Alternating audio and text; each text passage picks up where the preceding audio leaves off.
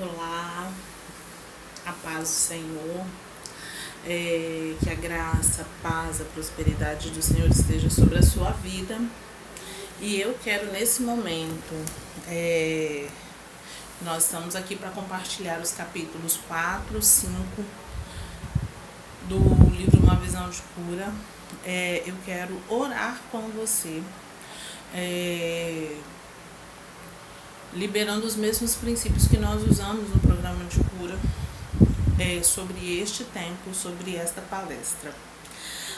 Eu quero te convidar a fechar os seus olhos e a invocar a presença do Senhor e a adorar o nome dele, né? E também vamos consagrar os 4 cantos do ambiente em que nós estamos, seja a nossa casa, seja o nosso local de trabalho. De repente você coloca essa palestra para ouvir enquanto está dirigindo. Então eu quero que você invoque a presença do Senhor neste tempo. Amém? Então vamos orar? Deus, em nome de Jesus, ó Pai, nós consagramos os 4 ventos do ambiente em que nós estamos, ó Deus. Nossa casa, nosso local de trabalho, ó Deus. No carro, Pai, onde quer que nós estejamos acessando essa palavra nesse momento, Deus, que seja um ambiente consagrado ao Senhor, que os teus anjos, ó Deus, se acampem ao redor, ó Deus, para proteger, para livrar, ó Deus, para guardar, para ministrar. Ó Deus, em nome de Jesus eu oro, Senhor, para que qualquer ser das trevas que se levante contra os teus filhos, ó Deus, contra qualquer um de nós, ó Deus, para impedir o acesso a essa palavra, Pai. Eu mando embora em nome de Jesus, ó Deus, proíbo a ação das trevas, ó Deus, e rejeito toda e qualquer retaliação que venha do inferno, ó Deus, por conta, ó Deus, da nossa decisão de acessar essa palavra. Em nome de Jesus, Senhor, nós chamamos a Tua presença, Deus, a este lugar. Nós invocamos o Teu nome e declaramos, ó Deus, que o Senhor é o dono, Deus, de tudo, ó Deus, do ambiente em que nós estamos. O Senhor é o dono das nossas vidas. O Senhor tem livre acesso, ó Deus, aos nossos pensamentos, às nossas sensações, ó Deus, às nossas vontades. E nós consagramos cativos nossos pensamentos ao senhorio de Cristo. E nós declaramos todos os sofismas, todas as fortalezas, ó Deus, que possam existir na nossa mente, que possam existir na nossa alma, desfeitos pelo poder que há no sangue de Jesus. E nós adoramos o Teu nome, ó Deus, porque o Senhor é o Deus que nos guarda, que nos protege.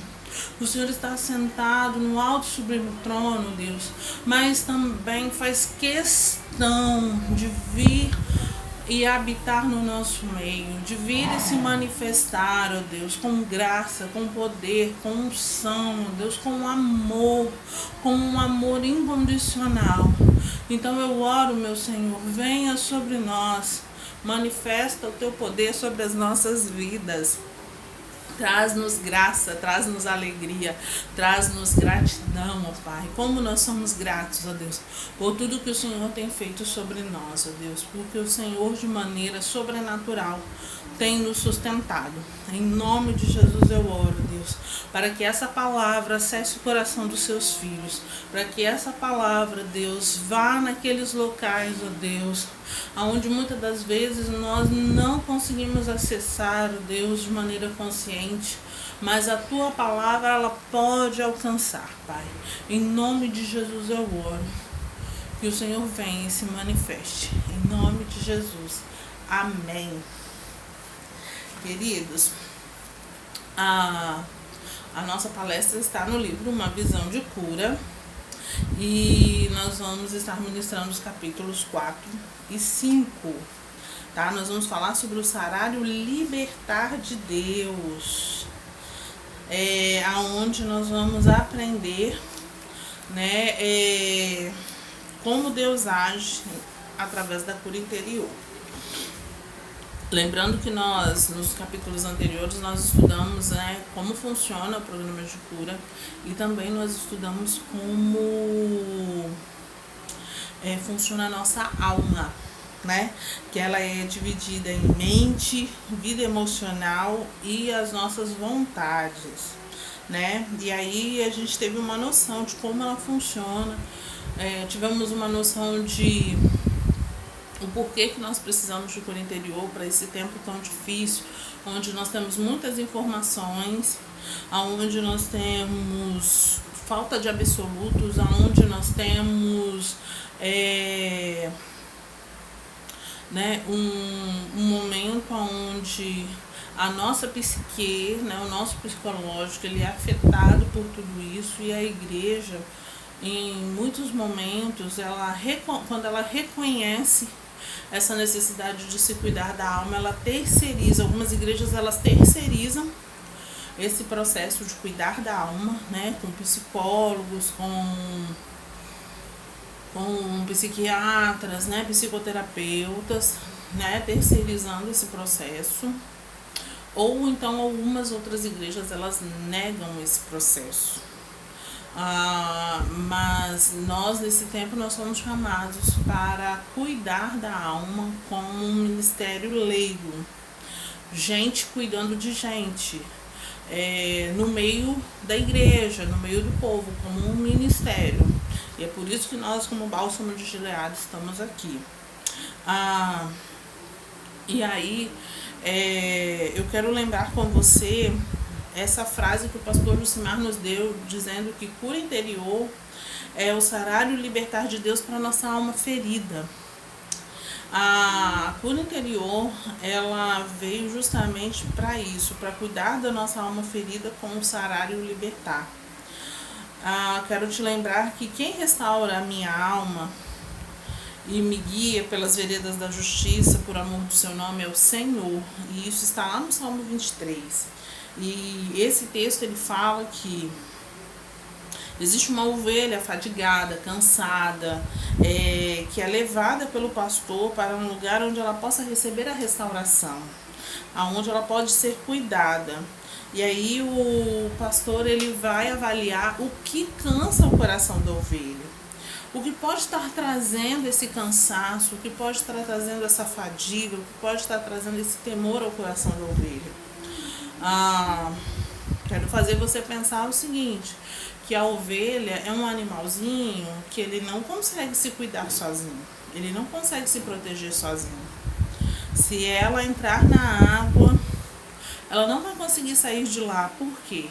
Porque a sua lã vai começar a pesar e ela vai acabar se afogando, porque sua lã vai estar pesada demais, ela não vai conseguir sair de um riacho com facilidade sozinha. Ela não sabe escolher o lugar, né, para onde ela deve ir. Se ela está, né, com calor, ela não sabe escolher o lugar da sombra.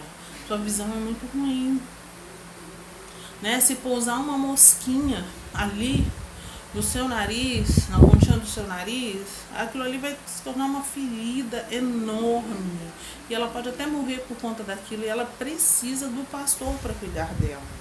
E é isso que o salmista está nos chamando a atenção. O pastor, ele tem essa sensibilidade para cuidar do coração da ovelha. Ele consegue cuidar do coração da ovelha e colocar essa ovelha num lugar seguro, de acordo com a necessidade que ela tem. Se ela está com calor, ele consegue levá-la para a sombra. Ele consegue colocar ela num lugar tranquilo. Se ela está com frio, ele consegue colocá-la num lugar quente, mais aquecido, no meio de outras ovelhas, ou num lugar que tenha sol. Se ela está com sede, ele leva ela, né, à beira de águas tranquilas, para que ela possa, né, se refrescar.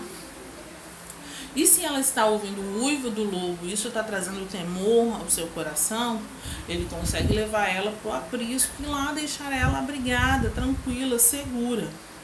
Esse é o papel do pastor. E aí nós podemos perceber nesse texto que é Deus quem faz, é Ele quem restaura a alma da ovelha. E é importante que você leve em consideração que a fala desse texto é como uma palavra profética para nós, porque infelizmente a igreja de Jesus nessa época, ela acredita que Deus vai fazer qualquer coisa, menos resolver as questões da nossa alma. mesmo menos resolver questões simples, tá? O pastor conta aqui sobre uma adolescente que procurou ele porque ela estava apaixonada, mas não podia namorar porque ela era muito nova. E por várias outras razões. E aí o pastor foi ouvindo aquela ovelhinha e ele percebeu, né, a dor no coraçãozinho dela. E aí ele pôde acalmar o coração dela e chamar ela para, essa adolescente, para orar. E quando ele chamou ela para orar, ela se espantou com a fala do pastor, quando ele disse que era para se orar por aquele motivo, porque ela pensava que Deus ia se preocupar com qualquer outra coisa, porque ele estava preocupado com gente que estava morrendo nos hospitais, gente que estava passando fome em tantos lugares, né? Guerras que estavam acontecendo, brigas entre governos, né? Menos na questão dela, que ela só queria entrar nesse relacionamento ou então parar de sofrer por conta, né, dessa ansiedade de querer entrar nesse relacionamento.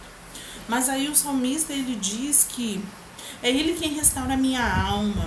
Ele está dizendo que Deus se importa sim com as questões da nossa alma. E ainda bem, porque senão nós estaremos encrencados, sozinhos nessas questões. Mas Deus, ele está mudando, ele está reformatando a mente da igreja para entender que tem tudo a ver com ele. Ele se envolve sim com todas as coisas, e todas as coisas que acontecem na nossa vida tem a ver com o propósito dele para nós. Existe algo na mentalidade no meio da igreja que foi herdada do romanismo, com uma frase que diz assim, faça a tua parte que eu te ajudarei. E aí, com o passar do tempo, os crentes foram colocando assim, então, Deus não faz o que o homem pode fazer. E quem foi que falou isso? Aonde Deus manifestou isso? Porque é ele quem faz até mesmo aquilo que o homem vai fazer. É ele quem faz. O homem não consegue fazer nada sozinho. O homem não dá conta de fazer muita coisa. Quer ver a prova? O apóstolo Paulo, ele fala que é o Senhor que concede o arrependimento para salvação. O grande medo do homem é, se eu não fizer a minha parte, Deus vai me abandonar. Se eu não fizer a minha parte, Deus, ele não vai cumprir a parte dele, eu não vou ser abençoado por ele, eu não vou ser o queridinho dele. Mas deixa eu te contar que tudo o que acontece na nossa vida é justamente porque Deus, ele está conosco, ele está caminhando conosco, e não há nada que nós venhamos a fazer ou venhamos a deixar de fazer que vai mudar o coração dele por nós, que vai mudar o propósito dele para nós. Ele vai continuar nos amando, ele vai continuar cumprindo as suas promessas, ele vai continuar nos abençoando. Não é uma questão de merecimento, é uma questão de que ele nos ama e nós decidimos estar ligados a ele e confiarmos nele. Não tem a ver conosco, tem a ver com ele, com quem ele é. E a prova disso é que é ele que nos concede o arrependimento para a salvação. E qual é a nossa parte na salvação? Não é nos arrepender? Não é o arrependimento? É ele que coloca em nós o arrependimento para sermos salvos. Isso não depende de nós. E a verdade é que Deus é quem dá a semente, que dá força, que dá vida para a semente, para que ela brote. É tudo dele, eu sou dele. Não somente 10% da minha vida é dele, mas tudo é dele. Então, quando o salmista diz que é ele quem restaura a minha alma, ele está dizendo que Deus está interessado nos nossos problemas, nas coisas que sentimos, porque elas fazem parte de nós. Não há absolutamente nada que não possamos contar para Deus. Tudo nós precisamos deixar diante dele. Eu quero falar para você sobre a cirurgia emocional e eu quero fazer uma comparação para que você possa entender que o sarar de Deus está ligado à cirurgia emocional. Vamos pensar numa cirurgia que envolva músculos, ossos e ao mesmo tempo tem um tempo, né, que a pessoa precisa estar em repouso.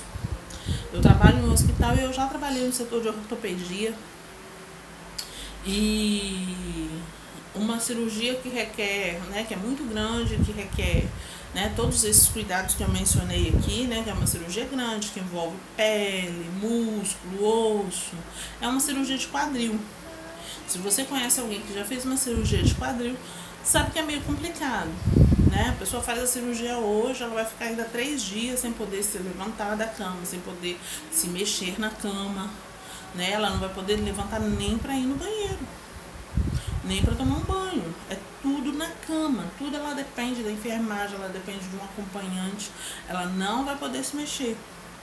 E aí, no final desses 3 dias, aí nós vamos começar a fazer alguns movimentos para que a pessoa possa ter uma vida mais, retomar a sua vida de uma maneira mais normal, né? Retomar os movimentos, né? E se tiver a ajuda de um fisioterapeuta, né? Muitos têm a ajuda de fisioterapeuta, né? Para poder facilitar a retomada desses movimentos. Esses movimentos, eles precisam ser retomados de maneira segura, natural, para que não haja dano naquela cirurgia, que o paciente não sinta dor desnecessária.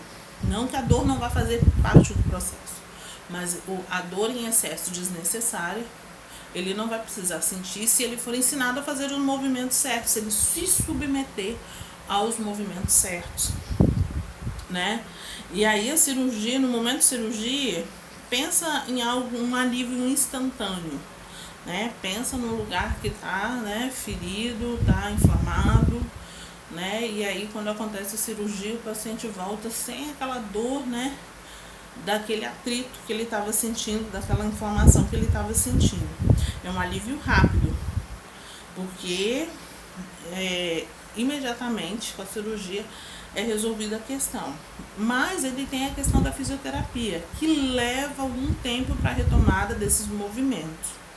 O sarar de Deus envolve esses 2 momentos em que age. O primeiro é o da cirurgia, que nós chamamos de ministração de cura interior, que é aquele momento em que ajudamos a pessoa a colocar a dor para fora e a resolver o problema. Depois Deus vem e sutura a ferida. Já vi centenas de momentos desse, onde Deus operou na alma de várias pessoas, né, mudando o curso da vida delas. Mas existe um momento que é progressivo, que é o momento da fisioterapia emocional, onde Deus trabalha a musculatura atrofiada. Quando está assim, é preciso um trabalho duro para mover, para mexer, e é preciso persistir. Vai haver dor, registra no que eu estou falando, vai haver dor. E muitas vezes a dor envolvida no processo, algumas pessoas acabam desistindo por sentir essa dor, né? Mas esse exercício, ele vai levar a musculatura a funcionar novamente e leva algum tempo, um tempo muito mais longo do que a própria cirurgia. O modo de Deus sarar depende muito de qual é o problema. Não existe receitinha de bolo, tá? Não existe. O que deu certo para um, nem sempre vai dar certo para o outro. Apesar de nós sempre usarmos os mesmos princípios, mesmo que nós usemos os mesmos princípios, não vai acontecer uma receitinha de bolo. Você precisa entender que Deus vai agir na vida de cada um de uma forma específica. Algumas coisas ele só cura com a cirurgia, outras ele precisa da fisioterapia. Eu já vi casos em que as pessoas foram curadas instantaneamente de determinadas tendências. Alguém com síndrome do pânico, né? De repente, no momento de uma ministração, ela experimenta algo sobrenatural da parte de Deus e esse pânico vai embora. Mas existem pessoas que precisam, né, fazer a fisioterapia, serem retreinadas, né? Um vício de comportamento, alguém muito irado, né, que está acostumado a responder aos confrontos com muita ira. Então ele precisa ser treinado, condicionado a ouvir os confrontos e não responder com ira, né? Aprender a ser mais manso, aceitar aquela palavra, né? Aprender a ouvir e a meditar naquilo que está sendo dito, né? Tudo para não responder com ira. E aí vai de pessoa para pessoa, tá?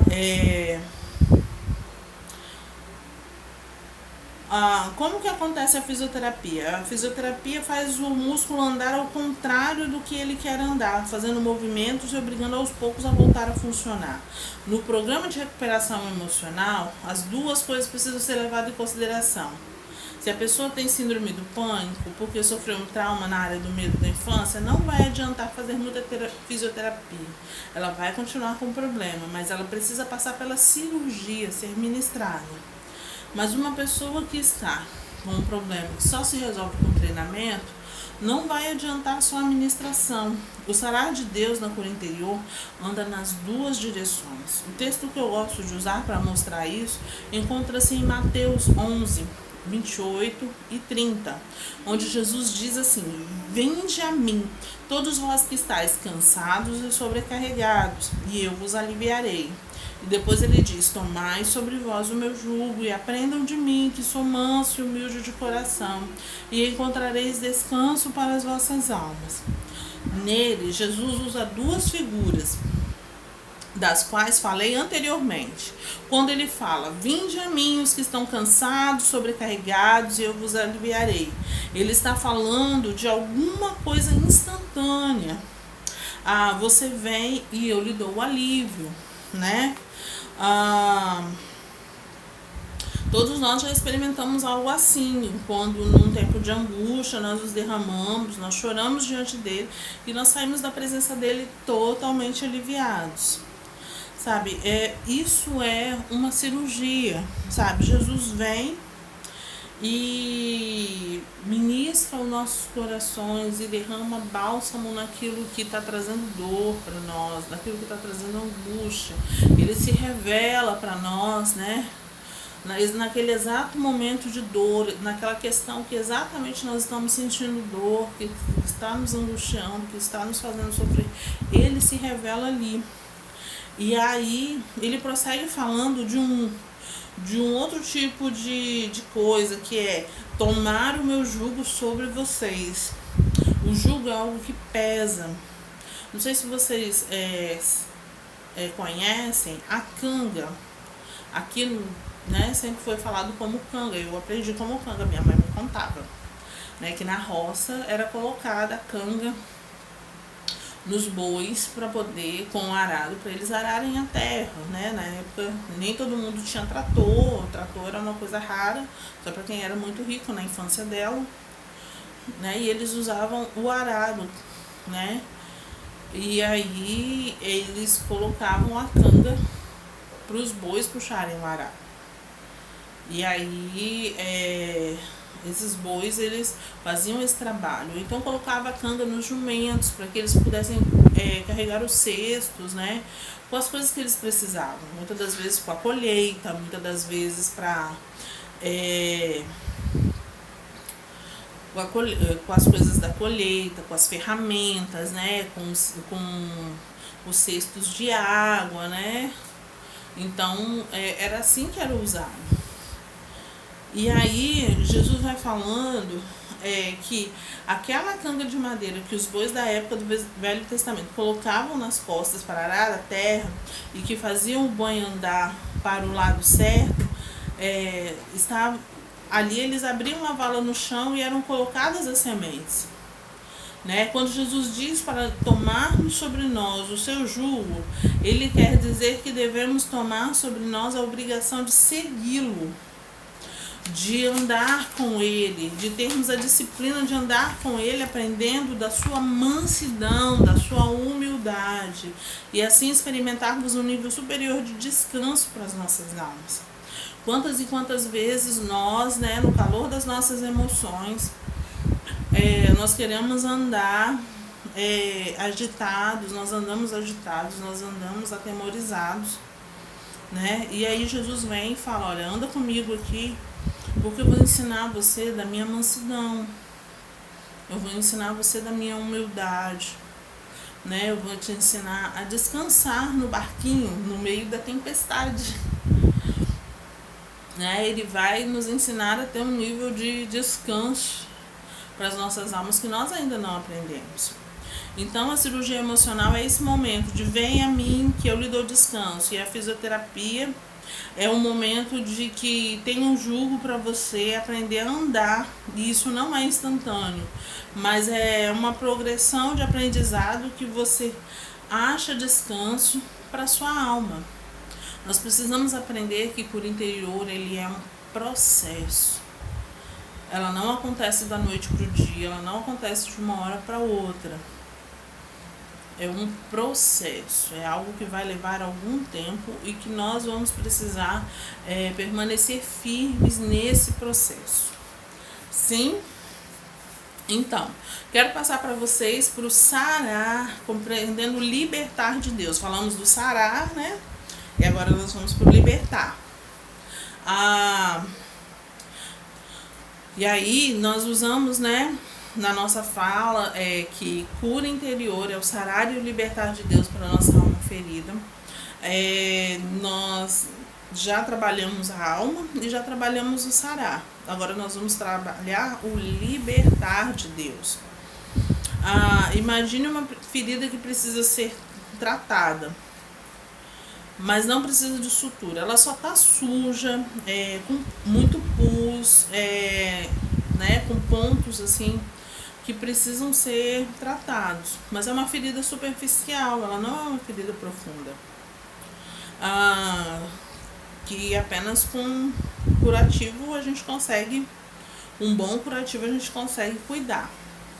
Então, aí nós precisamos, né, ter esse cuidado na hora do curativo, porque nós vamos precisar de algo que cicatrize e algo para limpar e fazer a desinfecção daquelas bactérias, daqueles fungos que podem estar ali. Então, o que nós precisamos? De um bom cicatrizante, de um bom antibiótico. O sarar que acabamos de ver é muito mais para o cicatrizante, o libertar para o antibiótico. Problemas emocionais definitivamente estão diretamente ligados à ação de demônios. Deixe-me mostrar alguns textos bíblicos que ajudarão a vocês a perceber isso. E aí nós veremos a relação profunda entre os problemas emocionais e a ação dos demônios. Efésios 4, 26 e 27, Paulo fala bem assim: irai-vos, mas não pequeis, não se ponha o sol sobre a vossa ira, não deis lugar ao diabo. De trás para frente, o texto é assim: não deis lugar ao diabo, irando-se e transformando a sua ira em pecado, ou permitindo que a sua ira fique dentro de você por muitos dias. O que Paulo está dizendo é que a sua ira, se a sua ira praticar essas duas coisas, ela vai dar lugar ao diabo. Que coisas, Elisângela, que a minha ira pode praticar?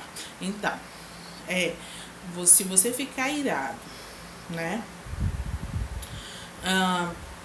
Se você ficar irado ao extremo, você vai estar dando lugar ao diabo. Se você deixar que a sua ira opere dentro de você por muitos dias,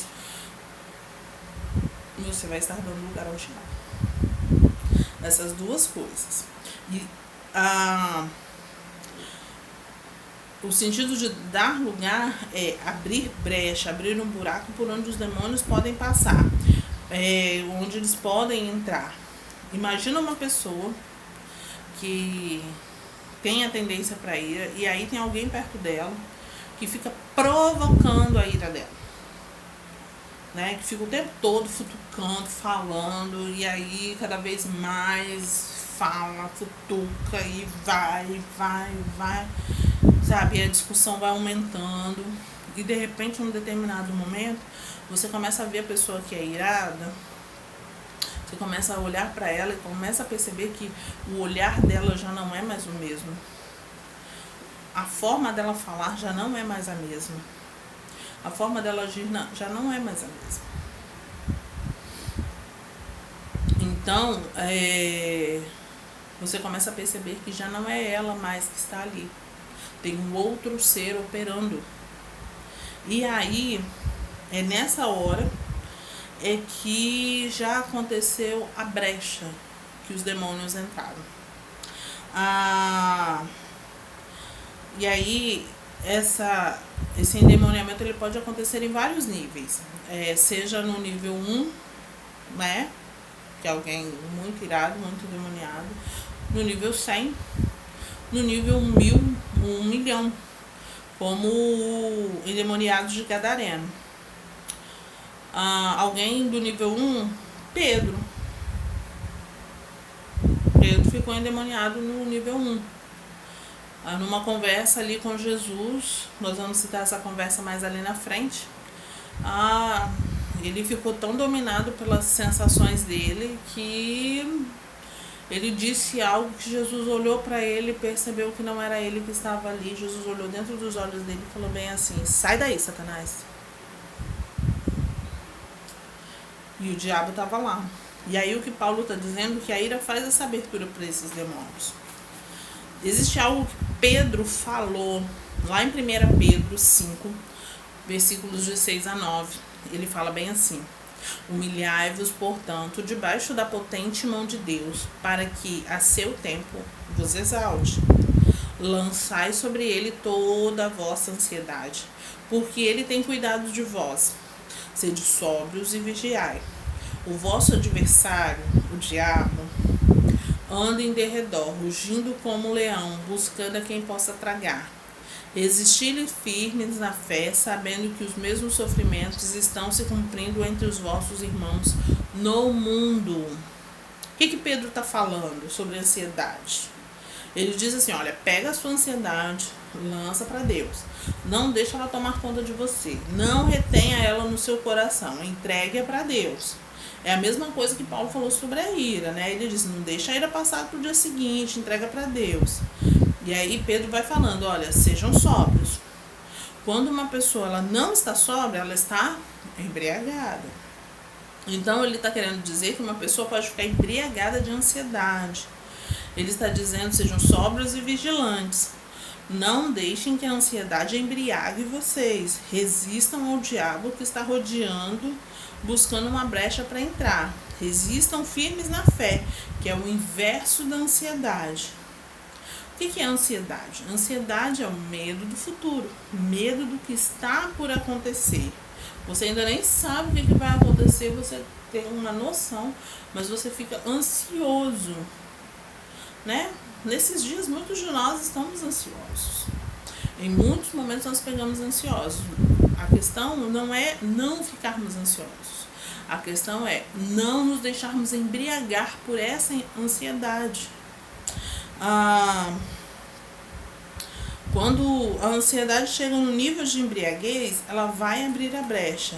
E quando ele diz: o diabo, o vosso adversário, anda em derredor, a cena é a seguinte: você está tranquilo, num lugar protegido, e de repente você percebe um leão faminto rodeando, querendo devorá-lo. Quando vemos uma cena dessas, um leão dando volta ao redor, em um lugar bem murado, com fome, sentindo o cheiro da pessoa que está lá dentro, o que ele está procurando? Um buraco. Porque ele está dando voltas, só porque está procurando alguma forma de entrar. E Pedro diz que a ansiedade, no nível de embriaguez, vai ser a brecha que o leão procura para entrar. Pedro está dizendo da ansiedade, da mesma coisa que Paulo disse da ira. Assim, com duas emoções negativas, já podemos afirmar que toda emoção negativa abre brecha. Eu vou mostrar para vocês um texto que Jesus, onde Jesus estava contando, lá em Mateus 16, versículos 21 a 26, onde Jesus estava contando para os discípulos, lá em Jerusalém, que lá em Jerusalém ele seria preso, espancado, humilhado, morto, mas que ressuscitaria ao terceiro dia. Contudo, ninguém registrou a parte de que ele ressuscitaria. mas apenas a parte do sofrimento e da morte. Por isso Pedro começou a deixar seu coração encher-se de sentimento negativo e foi se embriagando de medo e frustração. Toda sensação negativa que lhe embriaga deve ser um motivo de vigilância, pois ela vai abrir um portal. Pedro era um empresário, da área da pesca, ao contrário do que muita gente pensa, de que ele era um Zé Ninguém, que não sabia de nada, que não tinha, era só um simples pescador, mas ele era um empresário. Ele era sócio de Zebedeu. E aí ele deixa essa sociedade com Zebedeu e vai seguir a Jesus. Ele deixa tudo e vai seguir a Jesus. Andando e aprendendo dos ensinamentos de Jesus. Talvez Zebedeu ficasse com a parte da administração desse negócio, e Pedro ficasse com a parte logística. A grande questão é que quando Jesus disse, segue-me, Pedro largou a empresa nas mãos dos seus sócios, dos empregados, e foi atrás de Jesus. Talvez ele largue a família também e vai viver de renda, e deixou tudo para trás e andou com Jesus durante 3 anos e meio. E agora Jesus vem com essa conversa, de que vai morrer e que eles vão ficar abandonados. Dá para você imaginar a sensação de Pedro? O nível de frustração e de medo. Poxa, eu estou confiando nele, porque ele vai assumir mesmo esse papel de libertador do povo de Israel nessa opressão romana, ele vai nos livrar desse peso, de ter que pagar tantos impostos, de não termos a nossa liberdade religiosa, de não podermos ser o povo que nós fomos chamados para ser. E agora ele está dizendo que vai morrer. Como assim? Então nós não vamos ter liberdade, Nossos sonhos vão se acabar. E aí Pedro, fica embriagado dessa sensação e chega para Jesus e fala assim, Senhor, que isso não vai te acontecer, tá? Nós vamos te defender, a gente vai dar um jeito disso não acontecer. E aí Jesus, ele calmo, tranquilo, olha lá no fundo do olho do Pedro, e fala, sai Satanás, sai daí. E aí quando Satanás sai, Jesus chama Pedro pelo nome e diz assim, chama ele pelo nome, e o nome de Pedro significa rocha. Mas Jesus diz assim, olha, Pedro, você está sendo para mim uma pedra de tropeço, quando deveria ser uma pedra de construção. Tudo isso porque você encara a vida, você não está encarando a vida como Deus, mas como os homens encaram. Normalmente, quando nós deixamos as nossas emoções saírem do controle, está ligado ao olhar o mundo do ponto de vista dos homens, pois o ponto de vista de Deus sempre nos trará calma. Mas Pedro não consegue isso. Ele fica então com aquela sensação de medo e frustração misturados com um só sentimento. E aí nessa brecha o diabo entrou nele. Eu quero com essa fala solidificar o conceito de que toda emoção negativa chega a um nível de embriaguez, ou tudo que fica guardado dentro de você também abre um portal. E aí, para amplificar essa mentalidade, eu quero dar 2 definições. Uma que Fábio Damasceno deu no seu livro Oficina de Cura Interior, onde ele desenha 2 círculos interligados, formando entre eles um espaço de interseção, onde ele chama esse espaço de interseção de alma, e chama os círculos interligados de corpo e espírito. A alma participa do mundo espiritual e do mundo físico ao mesmo tempo, e ela consegue ser muito subjetiva e ao mesmo tempo muito objetiva, porque o mundo espiritual é o mundo da subjetividade e o mundo físico é o mundo objetivo. E aí a alma, ela participa desses 2 mundos, experimentando do melhor e do pior dos 2 mundos. Então, quando o mundo de lá quer influenciar o mundo de cá, ele precisa passar pela alma. E Caio Fábio, ele fala que o mundo espiritual e o mundo físico se casam na capela da alma. É uma definição poética, mas que nos ajuda a perceber que a alma está nesse meio entre o mundo espiritual e o mundo físico. Também nos revela que para os seres do mundo espiritual possam passar para o mundo físico ou ter níveis de influência, eles precisam passar pela alma. E aí eu quero dizer que se o diabo não puder entrar pela sua alma, ele não poderá entrar na sua vida, porque ele não tem outra porta para entrar. O pastor, ele conta aqui que na infância dele, os pais dele frequentavam um centro de baixo espiritismo, né? Onde haviam aquelas invocações, né? E aí as pessoas eram tomadas, né, por aqueles baixos demônios. E algumas vezes os pais dele levavam ele lá, porque os pais frequentavam e algumas vezes eles levavam ele lá. E ele pôde perceber aquela movimentação.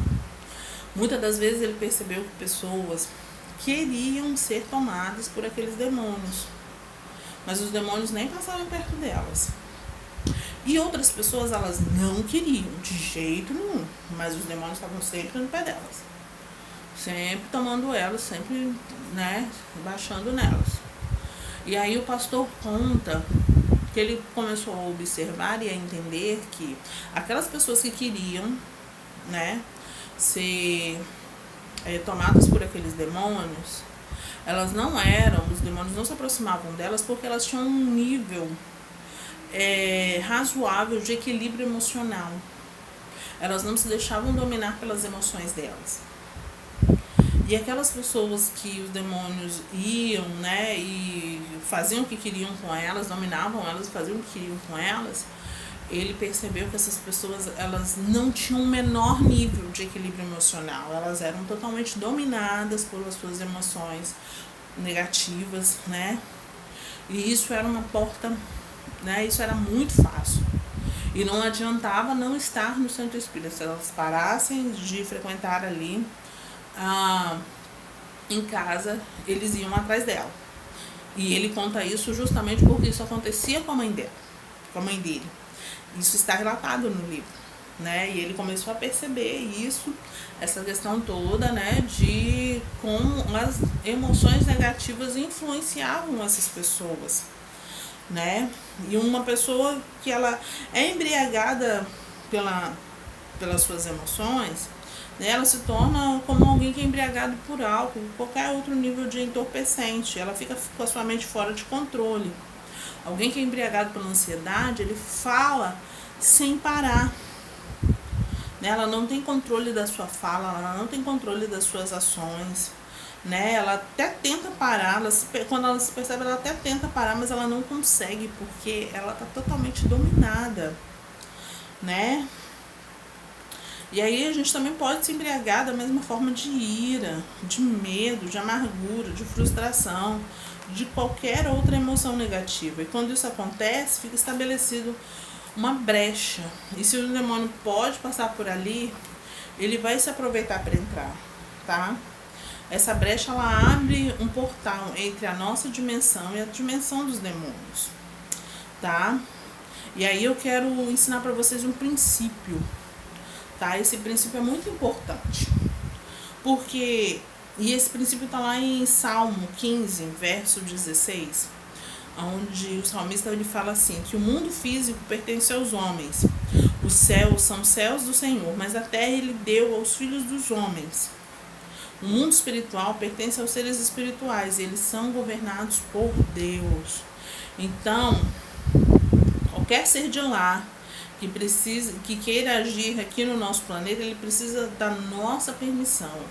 Qual é a nossa permissão? Né? A invocação. Ou nós, né? Nós dentro da nossa igreja, né? Nós chamamos a presença de Deus, né? Nós chamamos Deus com as nossas ações. Mas existem aquelas pessoas que invocam mesmo, né? Os demônios. E aí existem algumas ações nossas, né, como por exemplo as nossas emoções negativas, elas abrem portais né, para que os demônios venham e intervenham. Se nós não cuidarmos das nossas emoções negativas, elas vão abrir esse portal, mesmo que nós não queiramos, tá? Mesmo que não seja essa a nossa intenção, mas elas abrem portais. E por isso que nós precisamos entender, sabe, sobre os rituais, as alianças que nós fazemos, tá? Toda vez que nós construímos esses rituais, essas alianças, nós damos o direito para que o mundo espiritual, os seres das trevas, eles acabam vindo.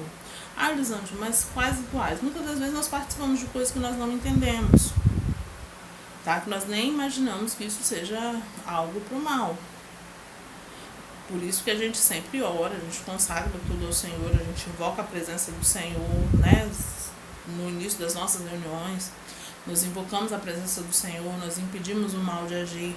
Isso precisa ser algo assim, constante na nossa vida, em tudo que nós formos fazer.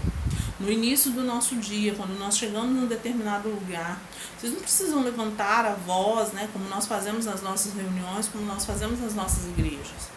Mas de forma sutil, ó Deus, eu consagro esse lugar ao Senhor, quero que o Senhor se manifeste aqui, proíba as trevas de se manifestar, né? Eu tô entrando aqui como alguém que te representa, que representa a tua presença. Eu quero que o Senhor use a minha vida para atrair a tua presença, para atrair a tua bênção, para atrair, né, para dar legalidade do Senhor agir aonde é necessário nesse lugar. Nós precisamos ter esse hábito. E aí, né, eu quero ensinar para vocês também que muitas das vezes esses rituais dessas alianças que nós acabamos fazendo de alguma forma, elas dão direito, mas não abrem a passagem. Mas tem que ser, se existe uma passagem, essa passagem tem que ser pela alma. E aí o seu querer, ela é importante. Porque se você deixou a porta aberta, ela não impede do cachorro entrar. Imagina, você tem um cachorro que você está treinando ele, né? Eu tô doida pra ter um cachorrinho novo, né? E aí vai começar aquela sessão de treinamento, né? Vamos lá, vamos domesticar o bichinho, né? Porque ele não vai poder fazer xixi dentro de casa, né? Não vai poder fazer cocô dentro de casa, tem que ensinar ele a fazer lá fora, né? Esperar a hora de ir lá fora, né? E aí já pensou, toda hora a porta, eu ensino pra ele que ele não pode entrar dentro de casa, mas aí a porta fica aberta. O que ele vai olhar? Ele vai olhar assim, a porta tá aberta, então eu posso entrar. Aí quando eu pensar que não, o bichinho tá aqui. Aí eu vou ter que ensinar, bichinho, não pode. Vamos lá pra fora, vou botar o cachorro pra fora, né? Fecha a porta. Aí daqui a pouco abre a porta de novo, ele vai achar o quê? Abriu a porta, eu posso entrar. E aí vai ficar essa coisa, né? Até que chegar uma hora que ele vai entender que mesmo com a porta aberta ele não pode entrar, porque eu não quero ele aqui dentro. E é isso que nós precisamos fazer no mundo espiritual. Eu ainda não estou entendendo por que essa porta está aberta, né? Por que esse portal está aberto, por que esse demônio está entrando. O que é que está acionando o abrir dessa porta? Eu ainda não sei. Então, mesmo que você não saiba o porquê que essa porta está aberta, você precisa mandar esse demônio embora. Isso precisa acontecer quantas vezes for necessário. Manda embora, em nome de Jesus. Usa mesmo a autoridade no nome de Jesus. Fala, ó, eu não quero você aqui, eu te mando embora em nome de Jesus. Eu não sei o que está dando legalidade para você estar entrando aqui, mas não, eu preciso te dizer que não é o meu querer, não é o meu desejo. Eu não aceito, eu te mando embora em nome de Jesus, e quantas vezes for necessário. Paulo, ele fala que resistiu o diabo e ele fugirá de vós. Então, use esse princípio para esse ponto, tá? Eu quero falar para vocês que existem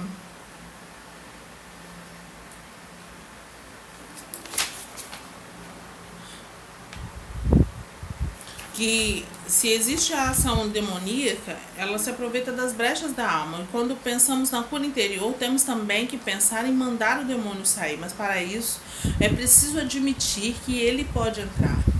Nós precisamos admitir que os demônios, eles podem entrar. E aí vem aquela pergunta, crente tem demônio? Uma das mentalidades mais enganosas da nossa cultura evangélica e ela criou assim, que elas podem usar Deus como ferramenta de controle, chamando isso de fé. Uma das formas de dizer isso é estabelecer o padrão de pensamento de que porque eu estou do lado de Deus, nada de mal pode me acontecer. Quando que, na verdade, Deus nunca disse isso. Na verdade, ele disse: eis que estou contigo, não temas. No Salmo 91, ele fala assim, olha, depois de muitas promessas, ele vai falar assim: na angústia eu estarei com ele. Então, ele sabe que vai ter angústia. Quando eu andar pelo vale da sombra e da morte, o Senhor vai estar lá no Salmo 23. Então, o crente ele vai sim andar no vale da sombra da morte. E esse engano que acontece, né, de que nenhum mal vai me acontecer, ela vem da alma, porque queremos construir a sensação de que nada vai dar errado, ao invés de construir a outra sensação, que é a correta, de que Deus está comigo, mesmo que algo dê errado. No final, tudo dará certo, porque Deus está comigo. Seja lá o que for que aparecer, Ele estará presente, pois Ele não prometeu que não teria doença, mas prometeu curar ou resolver de alguma forma, sempre, mas sempre estará lá. Dentro desse mesmo engano criado por essa cultura evangélica, com o jeito de pensar padronizado, está a noção de que os crentes não serão atacados por demônios. Quando esse ataque acontece, ele pensa que não é crente o suficiente, vai lá e se converte de novo. Você vê aquele irmão que todo domingo se levanta a mão, e aí ele está pensando, né, que não se converteu direito, aí vai lá e alguma coisa dá errado, ele não se converteu de novo. Chega uma hora que ele desiste. E aí ele pensa que nunca vai ser um crente bom o suficiente. Mas por que isso acontece? Porque vem dessa necessidade de nos sentirmos seguros. Quando o mal bate à nossa porta, nós sempre achamos que nós é que não somos bons o suficientes. O mal ele bate à nossa porta porque ele é o mal. Satanás e os demônios eles vêm e nos atacam porque eles são os nossos adversários. Isso não tem a ver conosco, tem a ver com quem eles são, com a natureza deles, não tem a ver com a nossa natureza. E aí nós precisamos ter essa ideia de que, mudar essa ideia na nossa mente de que se nós somos crentes, nada de mal vai nos acontecer. E é daí que vem essa ideia de que crente não pode ter demônio. Só que Deus nunca nos falou isso. Ele sempre disse que se acontecer, na hora que acontecer alguma coisa de mal, Ele vai estar conosco, tá? A Bíblia, ela fala o tempo todo que em meu nome eles expulsarão demônios. Jesus falou isso, então significa que vai ter algum demônio para ser expulsado. Você pode dizer que não, que essa fala se refere para os ímpios, né? Para aqueles que ainda não aceitaram Jesus. Mas eles sim têm espíritos malignos, mas nós, povo de Deus, ainda não temos. Mas o Novo Testamento ele foi escrito para crentes e não para ímpios. Então, quando um crente lê que Jesus disse isso, ele deve entender que se encontrar algum demônio, seja onde for, ele deve expulsá-lo. Na carta de Efésios 6, no capítulo 6, nos versos de 10 a 20, Paulo ensina a usar as ferramentas para derrotar os principados, potestades, hostes espirituais da maldade que operam nas regiões celestiais. Então, se temos que enfrentá-los como soldados, isso significa que eles vão guerrear contra nós. No Novo Testamento, quase todas as epístolas, sem exceção, têm alguma recomendação como cuidado com o diabo, para ele não entrar. Vigia que o demônio está ali. Se não ignoramos os desígnios de Satanás, então nós não ignoramos os desígnios de Satanás. Então significa que isso pode acontecer. Se você disser a alguém, cuidado quando você for voar, então quer dizer que alguém pode voar, né? Vai ser possível alguém voar. Então, você não vai dar uma recomendação de algo que nunca pode acontecer. Na nossa segurança não está no fato de que os demônios não podem nos atacar, mas no fato de que se eles nos atacarem, nós vamos enfrentá-los e nós vamos vencê-los porque Deus está conosco. E aí vem aquela pergunta, né? Como que você explica, né? João 5,18, né? Que fala assim, aquele que é nascido de Deus vence o mundo e o maligno não lhe toca. Deixa eu te explicar. Vou te explicar como teólogo, eu não sou teóloga. Mas eu vou usar a fala do pastor aqui, que ele fala que existe uma regra da hermenêutica, que a Bíblia não pode se contradizer. Os textos bíblicos, eles não podem se contradizer. E aí a interpretação do texto tem que se harmonizar com todo o restante da Bíblia, senão ela está errada. E aí, ao interpretarmos esse texto, dizendo que os demônios não podem chegar perto de nós estaremos ignorando todo o resto do Novo Testamento, que fala deles, porque tudo tem que estar errado para que esse texto, só esse texto, esteja certo. Não é mais fácil e mais inteligente entender os outros textos e ajustar e entender como funciona esse texto? O que João está querendo dizer é que quando compreendemos que nós somos um espírito, que temos uma alma e moramos num corpo, e que quem nasceu de Deus foi o nosso espírito, o novo nascimento é um fenômeno espiritual, não emocional, não físico, tá? E a prova disso é que Paulo diz que aquele que nasceu de novo, todas as coisas se fizeram novas. Então, numa semana, você nasceu de novo. Na semana seguinte, você continua ainda calmo, né? Se o seu problema de coração, ele continua lá. Se você é velho, você vai continuar velho. Nada mudou no seu físico.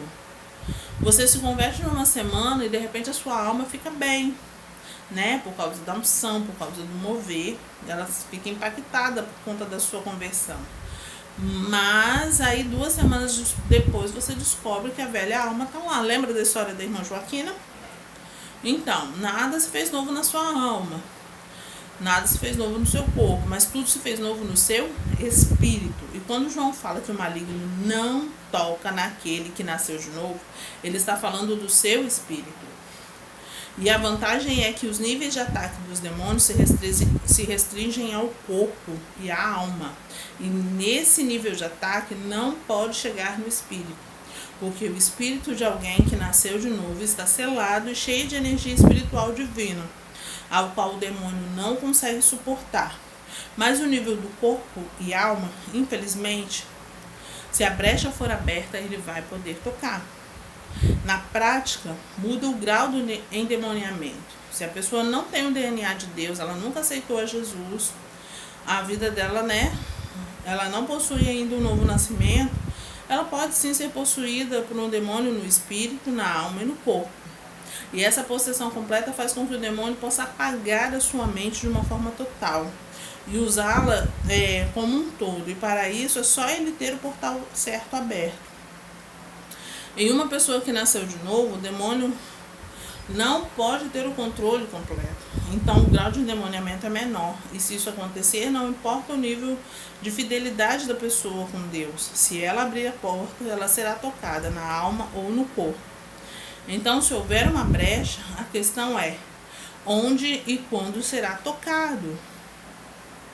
Nesse ponto, eu quero interpretar com você Marcos 16, versículos 16 e 17, quando Jesus diz: em meu nome vocês vão expelir demônios. Ele não quis dizer somente expulsar demônios quando entrar na igreja uma pessoa endemoniada. Às vezes eles têm que ser expulsos da nossa mente. E se um demônio estiver nos atacando, podemos simplesmente dizer: filho do inferno, sai da minha vida. Às vezes, o demônio entra e não sabemos como entrou, mas se entrou, sabemos como fazer para que saia, exercendo nossa autoridade em nome de Jesus. Mais importante do que entender como os demônios funcionam, é entender como Deus funciona, como Ele age. E se entendermos a ordem, e se dermos a ordem em nome de Jesus, o demônio vai sair. Não devemos construir um sentimento de falsa segurança, mas ter a certeza de que, se andarmos pelo vale da sombra e da morte, o Senhor vai estar conosco e venceremos em nome dele. É preciso que nós entendamos que o fato de muitas das vezes nós sermos atacados não nos torna menos crentes, mas sim entendermos que existem áreas da nossa vida em que nós precisamos trabalhar para fechar essas brechas. E o que são essas brechas? Muitas das vezes são emoções, são comportamentos que nós ainda não dominamos, nós ainda não vencemos. E essas emoções, esses comportamentos, eles acabam abrindo portal para as trevas. E é por isso que nós estamos nesse ministério de cura interior. É por isso que nós dizemos que enquanto houver fôlego eu preciso de cura. Por quê? Porque nós não nos tornamos perfeitos. Todos nós temos alguma área na nossa vida que precisa ser tratada, que precisa ser curada, porque infelizmente ela acaba abrindo esse portal para que as trevas venham e nos ataquem. E aí nós precisamos trabalhar de forma contínua, expulsando esses demônios, né? Nos lavando com o sangue de Jesus, trabalhando firme, entendendo que Deus vai vir e vai, né, estar conosco nessa fisioterapia, né, da libertação o tempo todo, nos levando para esse nível de entendimento, deixando com que as nossas emoções fiquem cada vez mais harmonizadas com aquilo que ele tem para nós. Amém? Não tenha medo, tá? Se você perceber no seu comportamento, né, alguma questão, né, alguma forma de falar, alguma forma de agir, né, vá diante de Deus e fala: Deus, olha, eu preciso de ajuda nessa área, procure a mim, procure a Cecília, né, procure algum dos facilitadores, vamos trabalhar essa área. Nós não estamos presenciais, né, mas nós estamos aqui online, tá? Nós estamos aqui online e nós podemos ajudar vocês nessas questões. Vamos lá, vamos trabalhar, vamos fechar essas brechas, vamos, né, fazer fisioterapia juntos. Se precisar, Deus vai mover as coisas e nós vamos fazer essa cirurgia espiritual, nós vamos participar, né, como auxiliares, né, auxiliadores, né, de Deus, do Espírito Santo nesse momento. Nós vamos participar, né, nós vamos ser os intercessores, a legalidade que Deus precisa na sua vida para que você rompa, tá? E não tenha medo. Elisa, eu não estou entendendo, mas eu entendi, eu não estou entendendo o que está acontecendo na minha vida, eu não sei de onde vem, mas eu percebo que esse padrão meu está destruindo a minha vida, está atrapalhando minha vida, está atrapalhando a vida da minha família. Eu preciso de ajuda para vencer. Então, fala comigo. Se você não se sente à vontade comigo, fala com a Cecília. De repente você não se sente à vontade comigo, com a Cecília, fala com o Valdir. Fala com a Manu, fala com a Beth, com a Luísa, com a Guilhermina, com a Larissa, com a Isabel, né? Fala com algum dos nossos facilitadores, com a Sueli. Fala com algum dos nossos facilitadores, né? Talvez tenha alguém que você criou algum vínculo, né? Você gosta do jeito que a pessoa fala, do jeito que a pessoa te cumprimenta. Vai lá e fala com alguém. Ou comigo, com a Cecília, que somos as líderes de vocês.